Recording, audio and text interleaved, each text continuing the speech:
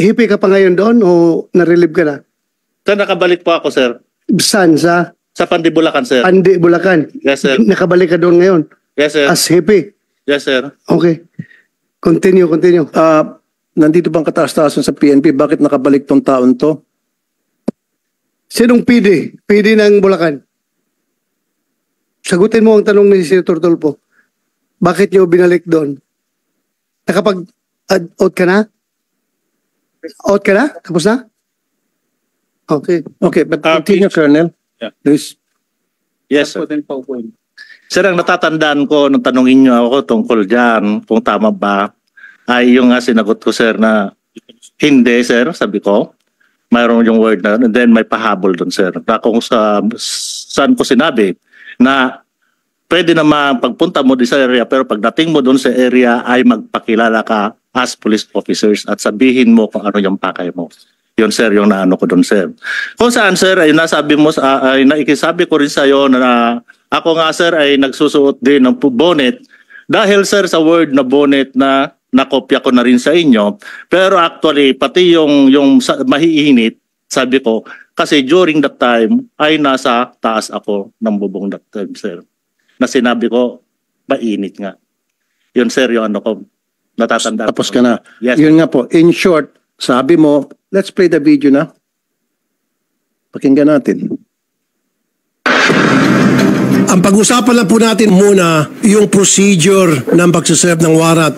A, nakabonet. Bakit nakabonet? Sir, kung nakabonet man yan, no, ako rin during that day po, nakabonet ako dahil sobrang init. Ngayon, alam mo na nakabonet. So, tama ba yung ginawa nila? Mali na nakabonet sila. Kung nakataas, sir, hindi tama yun, sir. Kailangan makabonet o ibaba mo, magpakilala ka. So, okay lang magbonet pero ibaba mo muna yung bonet. Pakita mo yung mukha mo, the whole mukha mo. So, ibig sabihin, in your daily operations, dala-dala nyo inyong bonet, ito ang kakatakot kayo. Ganun po kasi talaga yung routine namin, kasama po namin na talagang nakasibigan na po. Kasi po, ang talagang halos kilala na po kami dito sa... Sir, why did you, kahit kilala pa kayo dyan sa lugar, why did you wear that bonnet? You should have worn that. Kung kayo po ay legit yung operation ninyo at serving a warrant to a subject na you thought o ayon sa inyong asset ay nandun sa area, why not wear your uniform with body cam at bakit nakabonet? Your Honor, part lang po ng accessories ng mga riders yun.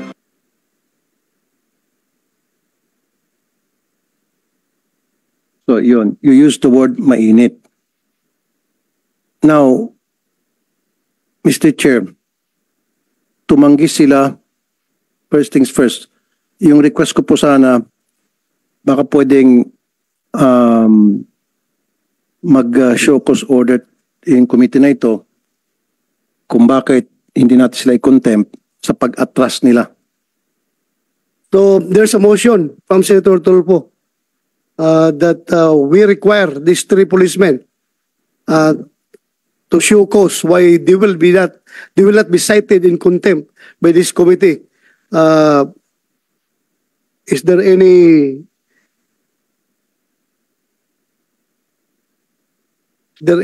objection?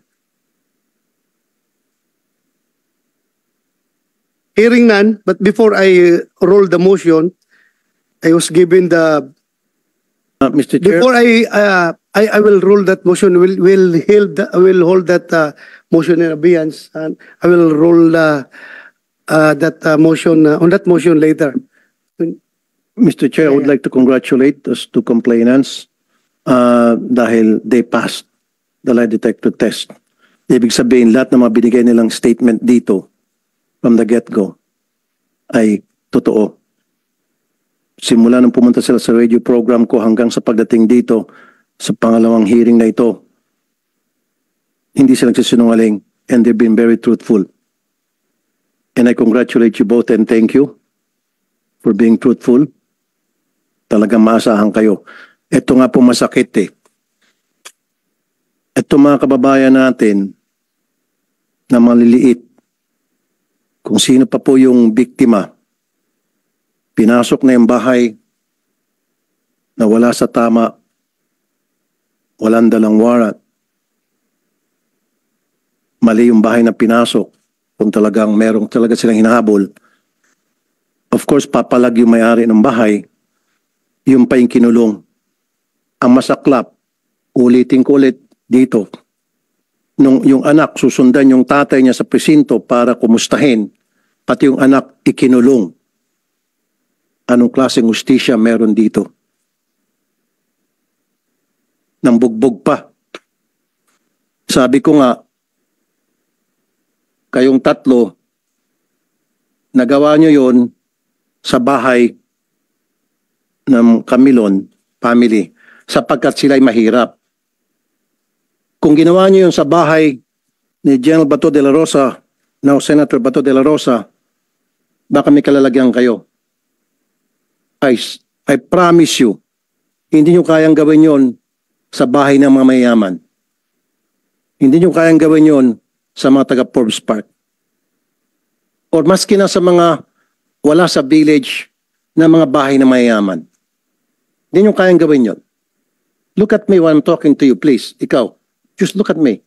Huwag ka matakot, hindi kita kakainin, hindi ako kumakain ng tao. Ang tapang-tapang mo, pag pobreng kaharap mo, pero pag sa akin, hindi ka makatingin. Duwag ka pala. Napakaduwag mo. Ang kaya mo lang mga pobre. Titigan mo pa siguro hanggang sa matulak, pero pag kaharap mo ako, takot ka. Bagbuntot mo. Subukan nyo gawin yun sa mga bahay ng mga mayaman. Hindi. Baka naratat na kayo. Nagagawa nyo yun sapagkat alam nyo walang kalaban-laban mga yan. And I have witnesses na dati nyo nang ginagawa pala yan. At kinukonsinti kayo na inyong chief of police. Pinasibak ko, ibinalik. Anong klaseng hustisya meron tayo sa Pilipinas? Pag pulis ang may kasalanan, binibaby-baby. Pero pag ordinaryong maliit na mamamayan natin, agad-agad nakukulong. Pag minalas-malas, sinasalvage pa. O matatagpuan na ng patay at nagbigti kuno. Bakit ganito ang hustisya sa atin? Pag pulis, nagtatakipan, nakakalusot. Pag pobreng kababayan natin, nakukulong agad. Yung mga karapatan, tablado. Nabubugbog pa.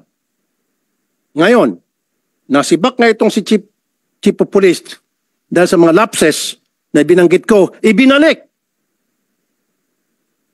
Siguro, Mr. Chair, patawag natin si Chief PNP sa next hearing kung pwede, Mr. Chair. Yes, we will do that, Senator Tulfo. Well, andito yung nagbalik, yung provincial director. Can we hear from you, provincial director? Bakit yung binalik? Sir, good afternoon. Naibalik namin, sir, based doon sa appreciation namin doon sa investigation that yung participation niya lang is yung sa radio interview na sinabi niya nga na nakabonet. So, with that, sir, yung appreciation namin, wala naman siyang kinalaman doon sa nangyari doon sa ground, kundi yung lang ang interview. So, ibinilik namin, sir. Yun lang yung recommendation namin, sir. And it was approved by the regional director, sir. Then, pwede ba natin patawag regional director? Alam niyo ibig sabihin ng command responsibility, ano po? You understand that, right? Yes, sir. So, under the command of responsibility, may pananugutan ito sapagkat pinapayagan niya ang kanya mga tao na palaging pag nag-raid ng bahay ay nakasibilyan at nakabonet at walang suot na body cam. So, how's that for a command responsibility? Colonel Relly Arnedo, sir. Sir, ulitin ko, sir, yung investigation namin kasi, yung presence of the police doon sa area is to validate the information. No, sir, pakisagot lang po, yung tinatawag na command responsibility. Yung estilo ng kanya mga bata under his command, these three people, these three policemen, kapag nagsiserve ng warrant, nakasibilyan, nakabonet, nakachinelas. Your Honor, Senator Tulfo, hindi pa pala ito nakapag-oath. Comsec, please administer the oath. Yes, sir. Sir, Before we continue. kindly stand up, please. Please raise your right hand. Do you swear to tell the truth, the whole truth, and nothing but the truth in this investigation, sir? Thank you, sir. Please take your seat.